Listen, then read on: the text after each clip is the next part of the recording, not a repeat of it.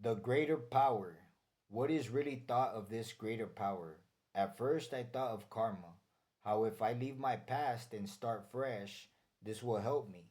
However, now as an adult, I have realized that the evil that hides in every corner looks only to condemn my soul, and that if God does compensate me, it will be in the next life and not in this one. First Timothy 5:18. Like, you know, regardless of what has happened to me, I can't do nothing about it. I wish I could, I know there's some decisions that I made that, that now being awake, well, now being spiritually awake, I would have done differently. That didn't happen, so now that I find the situation that now that I find myself in the situation that I do, you know, I realized that life was always a lie. That my life was always a lie. That everything was fake. That I basically lived the Truman Show that was censored beyond censored with nasty food products. And so I say to myself, is God gonna compensate me for being a good person?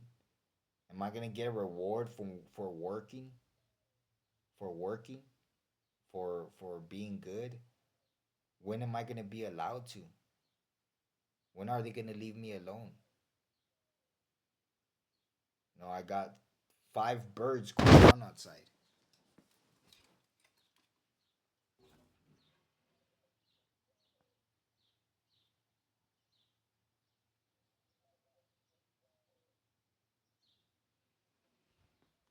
I got five birds going on outside, and they've been going on for like the past hour. I've been doing my videos, and it hurts. The noise of the birds. This is how loud they get. That I have the door closed. I have the door closed, but they're so loud. I don't know if the technology is gonna pick it up. This cheap cell phone is gonna pick up how loud they are, but they get so loud that all of this hurts right now. That's how loud they get.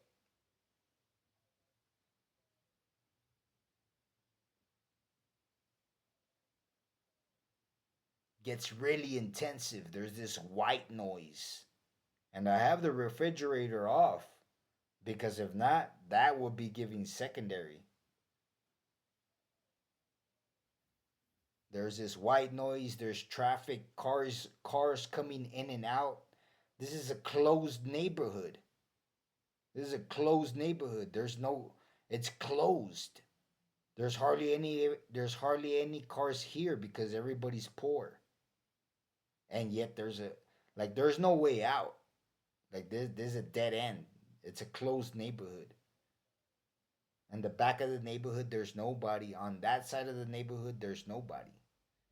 On this side there's a neighborhood, but that's it. It's separated.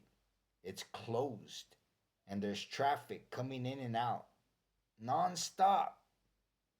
Like if it was a I don't know, like if it was a main street.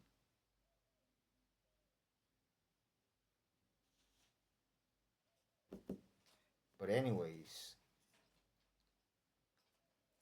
and I have to put up with all this, and I say, okay, so when is God gonna compensate me? When? And I say it has to be in the next life because from what I can tell, I'm never gonna recuperate. I'm here supposedly resting on a Sunday, and all of this hurts. All of this hurts, and I'm supposedly trying to rest right now.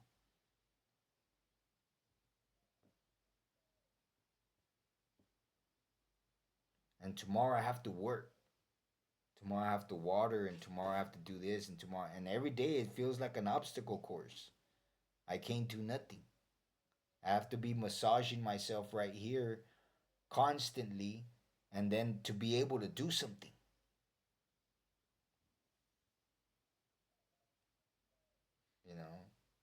and I have to be putting up with, if it's not the birds, if it's not the birds, and I just recorded it so you see how intensive it gets, you know. And if you could hear on the video, I don't know if I have to open the door, but I could hear from right here the birds non-stop. I've been making the video for 5 minutes already. In the past videos, if you listen, the birds are there non-stop. And listen back to my other videos. If it's not birds, it's dogs, it's crickets. When this is Durango, the it's dry here. You know, there's no humidity whatsoever. And there's crickets all year long.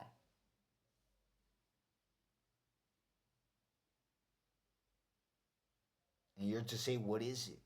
That's the United States of America. The most powerful country in the world. And what they do, they condemn.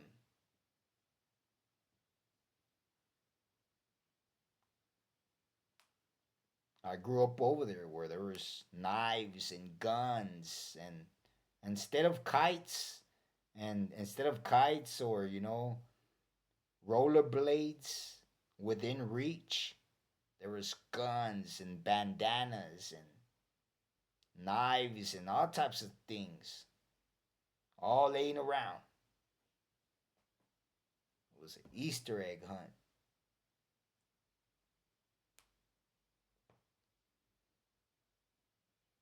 That's what they dedicate themselves to. The United States of America.